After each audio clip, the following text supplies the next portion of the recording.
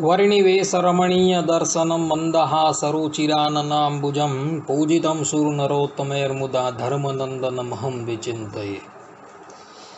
असतो मा षड्गमय तमसो मा ज्योतिर्गमय मृत्युर्मामृतं गमय। ओम शांति शांति शांति। ज्ञान सभानी अंदर बधा ज श्रोतागणों स्वागत है। बधाने हेतपूर्वक जय स्वामीनारायण। आज एक हरिभक्तए मने प्रश्न कर्यो कि गुणातीतानंद स्वामीनी कपोड़ कल्पित वातनी अंदर एक स्थान पर एवं लखेलू है कि आज तो बड़े बड़े अवतारों का भी कल्याण हुआ। आवुं लखेलू है। तेनुं शुं? तथा भगवाननी जे मूर्तिओ जे छे अर्थात के अक्षरधामना अधिपति धरातलनी उपर जे अवतार धारण करीने आवे छे तेओनी मूर्तिनी अंदर भेद छे के अभेद छे एनी जरा तमे स्पष्टता करो। एटले आजनी ज्ञान सभानी अंदर आ बे मुद्दानी पर आपणे चर्चा करी लईए कि भगवाननी मूर्तिनी अंदर शुं वास्तवमां भेद छे के अभेद छे। तो हालना समयनी अंदर केटलाक लोको आधारानंद स्वामीना ग्रंथ एवा हरिचरित्रामृत सागर ने ऋग्वेद जेटलुं प्रमाण माने छे। तो एवा ऋग्वेद जेवा प्रामाणिक ग्रंथनी अंदर आधारानंद स्वामी पोते हरिचरित्रामृत सागर 20, 30, 34 अंदर पोते लखे छे कि प्रत्येक अवतारनी घणी मूर्तिओ होय छे। जेवुं काम देखाय ते कामने निमित्ते एक ज मूर्ति बहुरूपे थाय छे। आ उपरांत हरिचरित्रामृत सागर 20:45, 10 अंदर आधारानंद स्वामी पोते लखे छे कि भगवाननी एक मूर्ति में जे महिमा छे तेवो अपार मूर्तिओं में पण रहेलो छे। अपार स्वरूप होवा छतां पण ते एक ज मूर्ति छे। मूर्ति में एवी कड़ा रहेली छे। अहीं आधारानंद स्वामी आ बंने जग्याए स्पष्ट रूपे कहे छे कि एक ज मूर्ति जे छे ए ज अनेक रूपे थाय छे। मूर्ति में कोई भेद नथी एवं स्पष्ट रूपे कहे। ने आज वातनु समर्थन भगवान स्वामीनारायण लोयाना 11मा वचनामृतमां करे छे।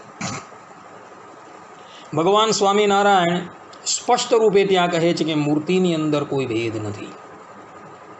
अर्थात कि भगवाननी मूर्तिनी अंदर कोई पण जातनो भेद नथी एवं भगवान स्वामीनारायण स्वमुखे पोते वचनामृतनी अंदर कही रह्या छे। ने आज वात लोयाना 18मा वचनामृतनी अंदर पण भगवान श्री हरि पोते कहे छे कि तेज अक्षरधामना अधिपति परब्रह्म परमात्मा भगवान मत्स्य कच्छ वराहादिक रूप ने तथा रामकृष्णादिक रूप ने कोईक कार्य ने अर्थे धारण करे छे।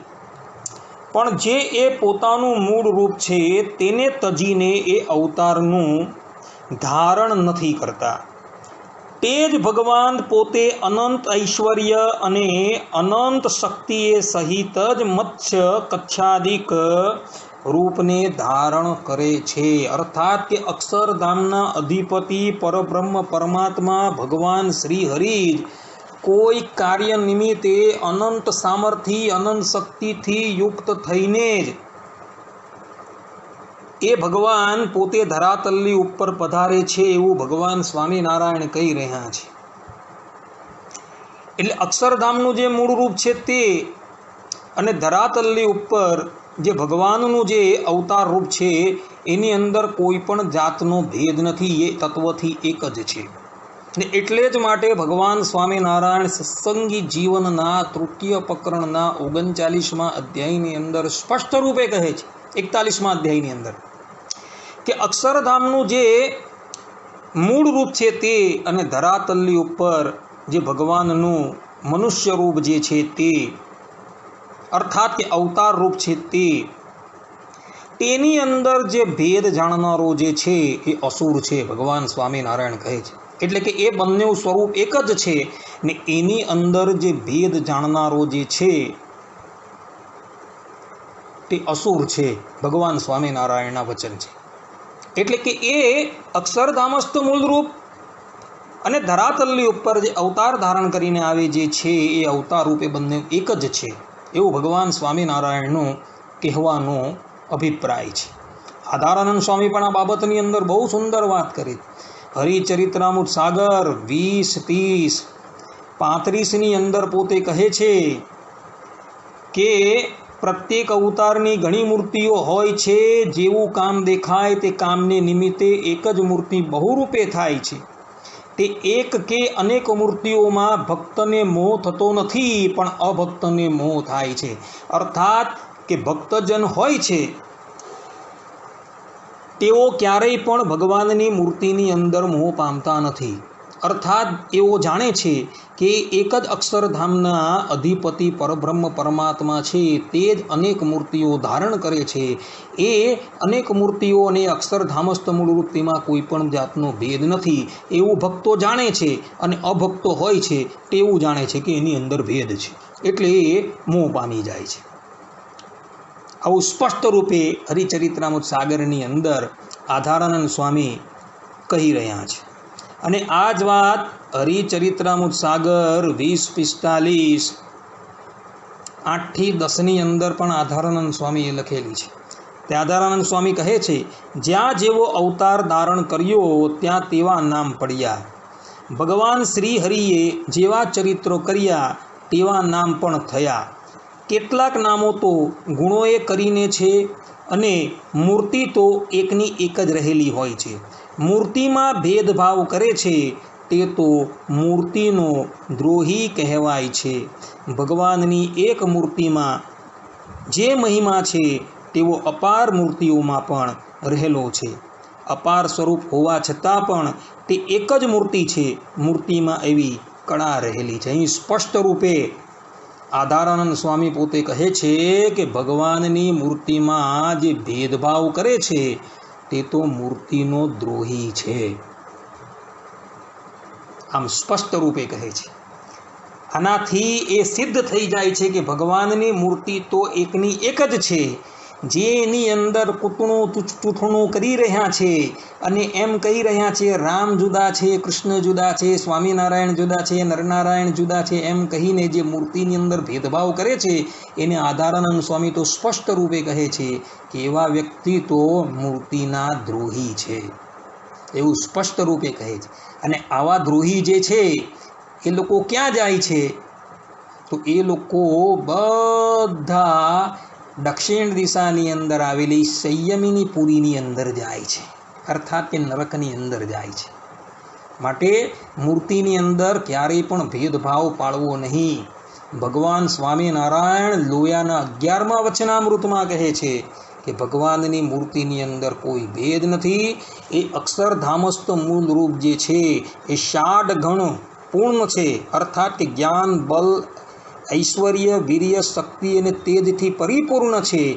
તે જ પરબ્રહ્મ પરમાત્મા સજાતીય દ્વિતીય રૂપ ધારણ કરીને ધરાતલની ઉપર અવતાર ધારણ કરે છે. અને એ વખતે પણ એ અનંત ઐશ્વર્ય અને અનંત સામર્થ્યથી યુક્ત જ હોય છે, એવું લોયાના 18મા વચનામૃતમાં કહ્યું છે. અને એ અક્ષરધામસ્થ મૂળરૂપ અને ધરાતલની ઉપર બિરાજમાન જે ભગવાનનું અવતાર રૂપ છે એની અંદર કોઈ પણ જાતનો ભેદ નથી. એ બંને એક જ છે. એ પ્રમાણે જે સમજે છે તે જ વાસ્તવની અંદર જ્ઞાની છે. અને જે એ પ્રમાણે સમજતો નથી એ ભગવાન સ્વામિનારાયણના કહેવા પ્રમાણે, અર્થાત કે ભગવાન સ્વામિનારાયણ સત્સંગી જીવનના 3ય પ્રકરણના 41મા અધ્યાયમાં જે પ્રમાણે કહે છે કે ભગવાનની મૂર્તિની અંદર જે ભેદભાવ જાણે છે, અર્થાત કે અક્ષરધામસ્થ મૂળરૂપ છે તે અને ધરાતલની ઉપર ધારણ કરેલું જે અવતાર રૂપમાં જે ભેદ જાણે છે તે અસુર છે. એટલે મૂર્તિની અંદર જે ભેદ જાણનારો જે છે એ અસુર છે. એ ભગવાન સ્વામિનારાયણનો સિદ્ધાંત છે. હવે બીજી એક વાત કરીએ. કેટલાક અજ્ઞાનીઓ એવું કહે છે કે ભગવાન સ્વામિનારાયણ જે છે એ આ વખતે ધરાતલની ઉપર જે પધારેલા છે તેઓ તો અવતારનું કલ્યાણ કરવા માટે પધારેલા છે. અર્થાત કે ભગવાન સ્વામિનારાયણ રામકૃષ્ણાદિક અવતારોનું કલ્યાણ કરવા માટે આ વખતે ધરાતલની ઉપર પધારેલા છે. સ્વામીની વાત જે કપોળ કલ્પિત ગુણાતીતાનંદ સ્વામીની વાતોની અંદર એવું લખવામાં આવેલું છે કે આ તો બડે બડે અવતારો કા કલ્યાણ હુઆ, એવું લખવામાં આવેલું છે. તો હવે આ બાબતની થોડી ચર્ચા કરી લઈએ. તો ભગવાન સ્વામિનારાયણ અને ભગવાન વેદવ્યાસજી સ્પષ્ટ રૂપે પોતાના ગ્રંથોની અંદર કહી રહ્યા છે. ભગવાન વેદવ્યાસજી જે છે જેના પ્રમાણો ઉદ્ધવ સંપ્રદાયની અંદર સ્પષ્ટ રૂપે માન્ય કરવામાં આવેલા છે, કારણ કે એ ભગવાનનો અવતાર છે. ભગવાન સ્વામિનારાયણ પણ આ બાબતની અંદર અંત્યના 10મા વચનામૃતમાં વ્યાસના વચને કરીને જો તમે અર્થ કરશો તો એ અમને માન્યમાં આવશે એવું સ્પષ્ટ રૂપે કહે છે, કારણ કે ભગવાન શ્રી હરિને વ્યાસના વચનોની અંદર દ્રઢ પ્રતીતિ હતી. એ જ ભગવાન વેદવ્યાસજી સ્પષ્ટ રૂપે મહાભારતના શાંતિ પર્વના 339મા અધ્યાયના 107મા શ્લોકની અંદર પોતે કહે છે કે લોક કાર્યાણી કૃત્વા ચ પુનઃ સ્વામ પ્રકૃતિમ ગતાહા. અર્થાત ભગવાન શ્રીમન નારાયણ નારદજી પ્રત્યે બોલ્યા કે તે અવતારો જે છે એ લોકહિતનું કાર્ય સંપન્ન કરીને પુનઃ પોતાના મૂળ સ્વરૂપની અંદર લીન થઈ જાય છે. આવું કોણ કહે છે? ભગવાન વેદવ્યાસજી કહી રહ્યા છે. એટલે કે અવતાર જે છે એ પોતાનું કાર્ય પૂર્ણ કરીને પોતાના મૂળ રૂપની અંદર લીન થઈ જાય છે એવું ભગવાન વેદવ્યાસજી કહે છે. અને આ જ બાબતનું સમર્થન ભગવાન સ્વામિનારાયણ પણ કરી રહ્યા છે.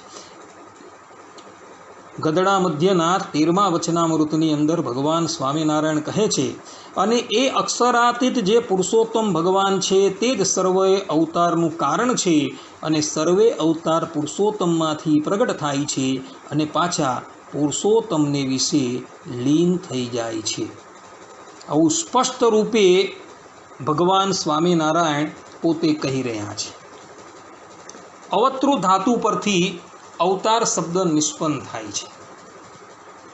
આવું રઘુવીરજી મહારાજ હરિવાક્ય સુધા સિંધુની સેતુમાલા ટીકાની અંદર પંચાળાના 6ઠ્ઠા વચનામૃતની અંદર કહી રહ્યા છે કે અવતાર શબ્દનો અર્થ શું થાય કે અવતૃ ધાતુ પરથી અવતાર શબ્દ નિષ્પન્ન થાય છે. તેનો અર્થ થાય છે કે પોતાના મૂળ સ્થાનક પરથી સજાતીય દ્વિતીય રૂપ ધારણ કરીને ધરાતલની ઉપર તે યોનિની અંદર પ્રગટ થવું તેને અવતાર કહેવામાં આવે.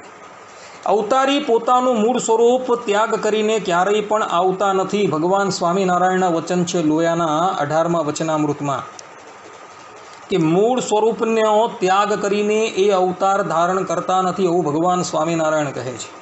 એટલે ધરાતલની ઉપર આવતા બધા જ જે છે તે અવતાર છે. ચાહે રામ હોય, કૃષ્ણ હોય, સ્વામિનારાયણ હોય, નરનારાયણ હોય, કોઈ પણ હોય, પરંતુ એ અવતાર તત્વ જે છે તે અને અવતારી જે અક્ષરધામસ્થ મૂળ રૂપ છે તેની અંદર કોઈ પણ જાતનો ભેદ નથી. એ તત્વથી આત્મ સ્વરૂપથી એક જ હોવાથી, તેની અંદર કોઈ પણ જાતનો ભેદ ન હોવાથી પોતાની સામું પ્રગટ થયેલું સ્વરૂપ જે છે તેને ભક્તોએ સર્વ અવતારનું અવતારી, સર્વ કારણનું કારણ અને સર્વોપરી તરીકે કહ્યું છે. તો એવા જે અવતારો જે છે જે પોતાનું કાર્ય પૂર્ણ કરીને અક્ષરધામસ્થ મૂળ રૂપની અંદર લીન થઈ જાય છે, એવા અવતારો જે છે તેને પણ આજકાલના કેટલાક અજ્ઞાનીઓ ગુણાતીતાનંદ સ્વામીની વાતોનું પ્રમાણ આપતા કહે છે કે અવતારો કા કલ્યાણ હુઆ, જૈસા બડે બડે અવતારો કા કલ્યાણ હુઆ. કહેવાનો તાત્પર્ય એ છે કે ભગવાન સ્વામિનારાયણ આ વખતે રામકૃષ્ણાદિક અવતારો જે અક્ષરધામમાંથી પ્રગટ થયા છે તેનું કલ્યાણ કરવા માટે આવેલા છે. એવું આ કેટલાક અજ્ઞાનીઓ કહે.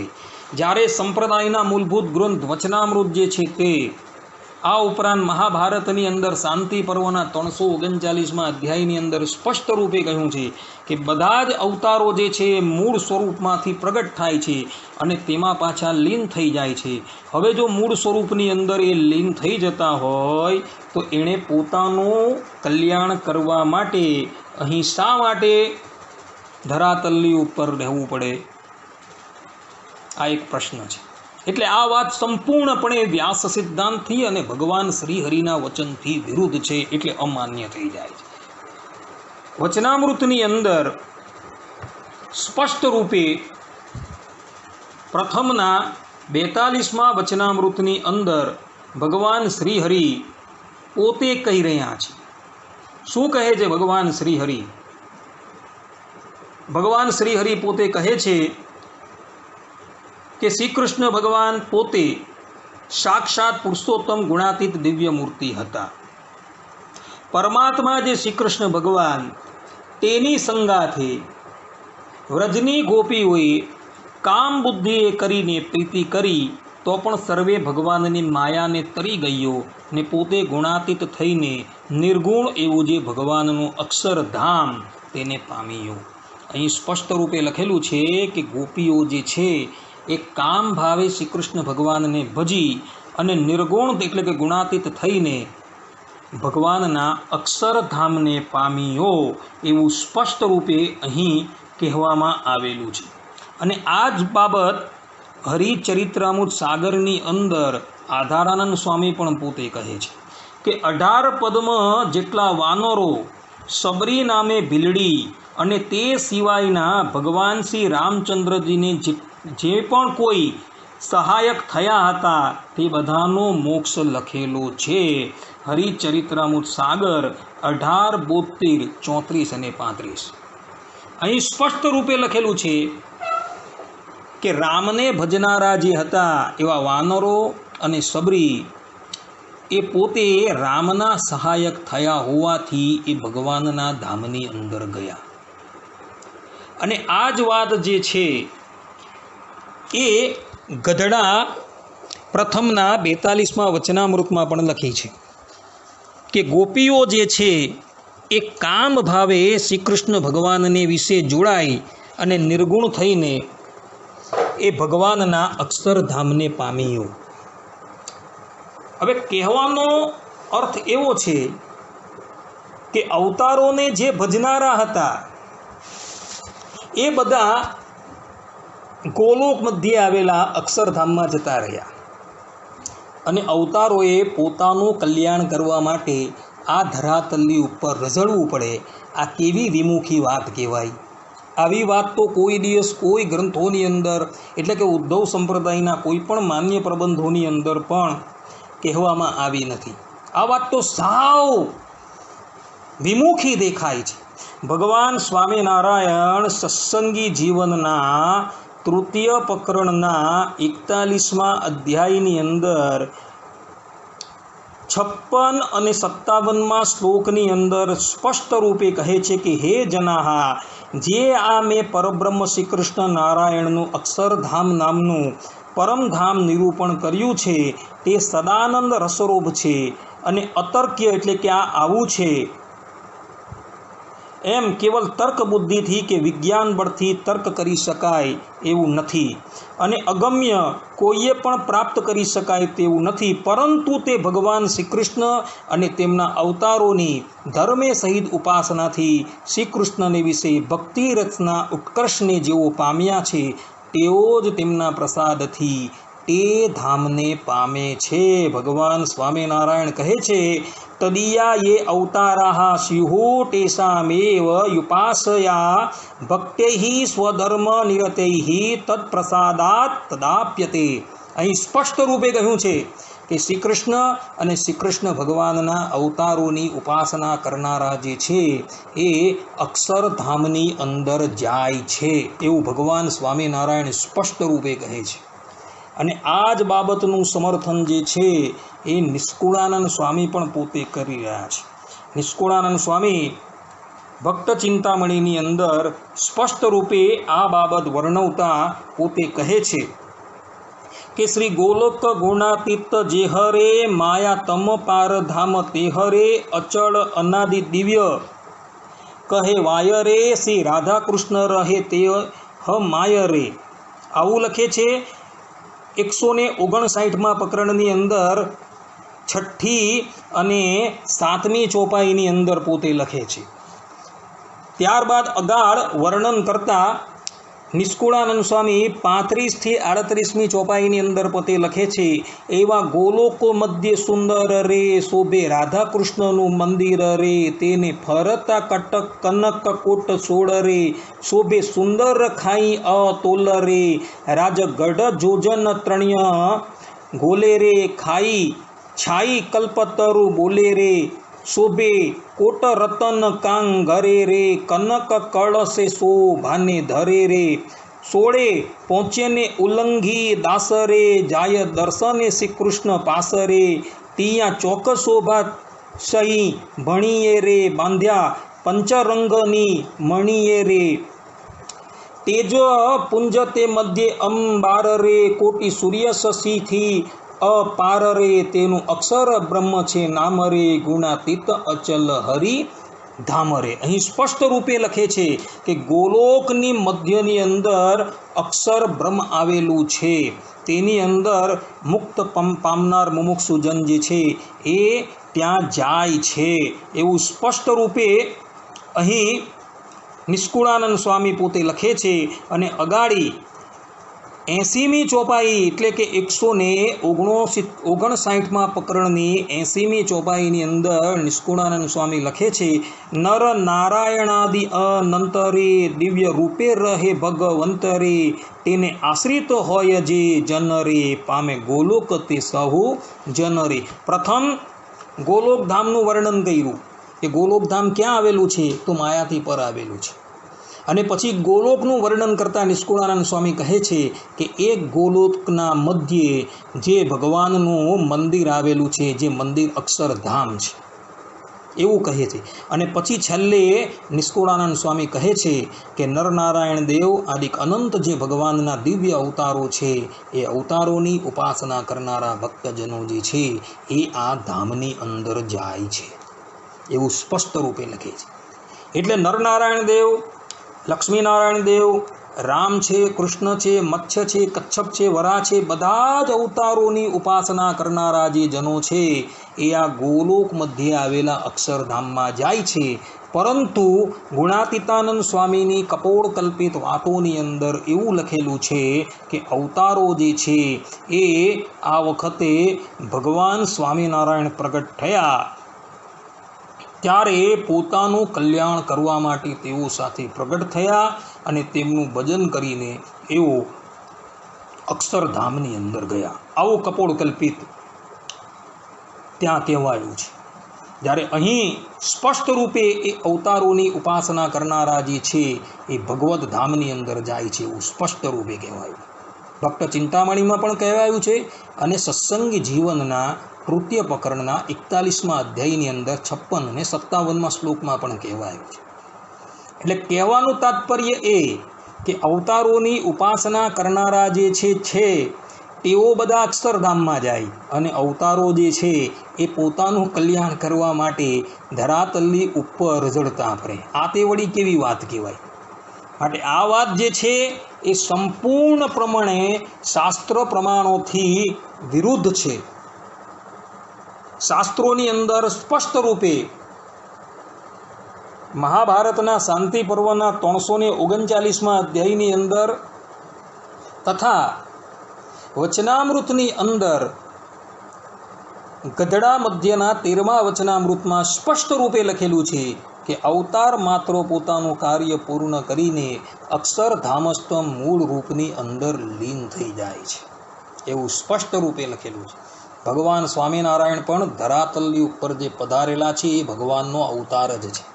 ધરાતલની ઉપર જે પણ કોઈક પધારે અર્થાત કે ભગવાનનું સ્વરૂપ જે પણ કોઈક ધરાતલની ઉપર તે યોનિની અંદર પ્રગટ થાય એ બધા અવતાર જ કહેવાય. સત્સંગી જીવનના ચતુર્થ પ્રકરણના 36મા અધ્યાયની અંદર ભગવાન સ્વામિનારાયણે વિષ્ણુના અવતાર કીધેલા છે. વિષ્ણુ કલા તરીકે કહ્યા છે કે આ વિષ્ણુના અવતાર છે સ્વયં. એટલે ધરાતલની ઉપર પ્રગટ થનારા બધા જ જે છે એ બધા અવતાર જ કહેવાય. પરંતુ એ ધામસ્થ મૂળરૂપ અને અવતારો જે છે એ તત્વથી અભિન્ન હોવાથી, અર્થાત કે તેઓ આત્મતત્વથી અભિન્ન હોવાથી તેની વચ્ચે કોઈ પણ જાતનો ભેદ નથી. એ બંને અભેદ જ છે. એટલે જ માટે જે પ્રમાણે અક્ષરધામસ્થ મૂળરૂપની સર્વ અવતારના અવતારી સર્વ કારણના કારણ તરીકે સ્તુતિ કરવામાં આવેલી છે, તે જ પ્રમાણે અવતાર રૂપોની પણ તે ભક્તોએ સર્વ અવતારના અવતારી સર્વ કારણના કારણ તરીકે સ્તુતિ કરેલી છે. કારણ કે ભક્તો જાણતા હતા કે અક્ષરધામસ્થ મૂળરૂપ જે છે તે અને ધરાતલની ઉપર જે પ્રગટ થયેલું જે અવતાર રૂપ છે, બંનેમાં કોઈ પણ જાતનો ભેદ નથી, એવો તત્વથી એક જ છે. એટલે તે લોકોએ પોતાને મળેલા સ્વરૂપની સર્વ અવતારના અવતારી સર્વ કારણના કારણ તરીકે સ્તુતિ કરેલી છે. અક્ષરધામસ્થ મૂળરૂપ જે છે એ તો ક્યારેય પણ પોતાનું જે સ્થાન છે તેને ત્યાગ કરીને ધરાતલ પર આવતું જ નથી. પરંતુ એ અક્ષરધામસ્થ મૂળરૂપ જે છે એ જ પોતે સજાતીય દ્વિતીય રૂપ ધારણ કરીને ભૂતલની ઉપર કોઈ વખત પશુની યોનિની અંદર પ્રગટ થાય છે, કોઈ ફેરી પક્ષીની યોનિની અંદર પ્રગટ થાય છે, અને કોઈ ફેરી મનુષ્યની યોનિની અંદર પ્રગટ થાય છે. કોઈ વખતે તે બ્રહ્મચર્ય આશ્રમની અંદર પ્રગટ થાય છે, કોઈ વખતે તે ગૃહસ્થ આશ્રમની અંદર પ્રગટ થાય છે, અને કોઈ વખતે સંન્યાસ આશ્રમની અંદર પ્રગટ થાય છે. પરંતુ પરબ્રહ્મ પરમાત્મા ભલે તે યોનિની અંદર તે આશ્રમોની અંદર પધારેલા હોય, પરંતુ એ ભગવત સ્વરૂપો જે છે તે અને અક્ષરધામસ્થ મૂળરૂપ જે છે તેની અંદર કોઈ પણ જાતનો ભેદ નથી. બધા જ અવતારો પોતાનું કાર્ય પૂર્ણ કરીને અક્ષરધામસ્થ મૂળરૂપ જે છે તેની અંદર લીન થઈ જાય છે. આ વાત ભગવાન સ્વામિનારાયણે પણ ગધડા મધ્યના 13મા વચનામૃતમાં કહી છે, અને મહાભારતની અંદર શાંતિ પર્વની અંદર 339મા અધ્યાયની અંદર શ્રીમદ નારાયણે પોતે જ કહી છે. હવે અક્ષરધામસ્થ મૂળ રૂપની અંદર બધા જ અવતારો પોતાનું કાર્ય પૂર્ણ કરીને લીન થઈ ગયા હોય, અને તે અવતારોને ભજનારાઓ જે છે તે પણ બધા અક્ષરધામની અંદર જતા રહ્યા હોય, તો એ અવતારોએ પોતાનું કલ્યાણ કરવા માટે પુનઃ ધરાતલની ઉપર કેમ પ્રગટ થવું પડે, આ એક સંશય આવીને ઊભો રહી જાય છે. એટલે જે પણ કોઈક લોકો આવી બધી જે વાતો કરી રહ્યા છે એ બધી જ વાતો ઉદ્ધવ સંપ્રદાયના મૂળ માન્ય પ્રબંધોથી તો વિરુદ્ધ જ છે. આ ઉપરાંત ભગવાન વેદવ્યાસજીના ગ્રંથોથી પણ આ વાત સંપૂર્ણપણે વિપરીત છે. માટે આવી વાતો ક્યારેય પણ માન્ય ન કરાય. કારણ કે આ વાતો જે છે એ વાતોનું કોઈ વજૂદ જ નથી. પહેલું તો દરેક વાતોની અંદર તમે જુઓ, અર્થાત કે ગુણાતીતાનંદ સ્વામીની વાતોની અંદર તમે જુઓ તો સ્થાન સ્થાન પર અવતારોનું ખંડન કરવામાં આવેલું છે, અવતારોને ઉતારી પાડવામાં આવેલા છે. આ ઉપરાંત અવતારોના જે ભક્તો છે તેમની પણ ઘોર નિંદા કરવામાં આવેલી છે. તો આવા વાતોના પુસ્તકો જે છે જે સંપ્રદાયના મૂળભૂત પ્રબંધોથી વિરુદ્ધ છે તથા વેદાદિક શાસ્ત્રોથી પણ વિરુદ્ધ છે, તો પછી એ માન્ય કેવી રીતના રખાય? ક્યારેય પણ માન્ય ન રખાય. આવી વાતોને જે માન્યતા આપે છે તથા આ વાતો જે માન્ય કરે છે, અર્થાત કે રામકૃષ્ણાદિક અવતારોના ખંડનવાળી વાતો જે માન્ય કરે છે, એ આધારાનંદ સ્વામીના મતે તો આવો મત ધરાવનારા દૈત્યના પક્ષના છે. જેમ કે હરિચરિત્રામૃત સાગર 3/6/19ની અંદર આધારાનંદ સ્વામી લખે છે કે દૈત્યનો મત એટલે જેઓ ભગવાનના અવતારોનું ખંડન કરે છે તે દૈત્યોનો મત છે, તેવું રામાનંદ સ્વામી પોતે જાણતા હતા. આ પ્રમાણથી એવું સિદ્ધ થઈ જાય છે કે ભગવાનના અવતારોનું ખંડન કરનારા, ભગવાનની મૂર્તિની અંદર ભેદભાવ રાખનારા રામાનંદ સ્વામીની દૃષ્ટિએ એ બધા જ દૈત્યના પક્ષના હતા. એવું હું નથી કહેતો, પરંતુ અહીં ઉદ્ધવ સંપ્રદાયની અંદર જેને ઋગ્વેદ જેટલું પ્રમાણ આપવામાં આવેલું છે એવું હરિચરિત્રામૃત સાગર 3:6:19 અંદર આધારાનંદ સ્વામી સ્વમુખે કહે છે. માટે ક્યારેય પણ ભક્તજનોએ આવા દૈત્યના પક્ષની અંદર ભળવું નહીં. દૈત્યના પક્ષની અંદર ભળવાથી એ વ્યક્તિ પણ દૈત્ય જ થઈ જાય. અને દૈત્યોની ગતિ કઈ છે? તો દૈત્યોની ગતિ એ કેવલ ને કેવલ અધોગતિ છે.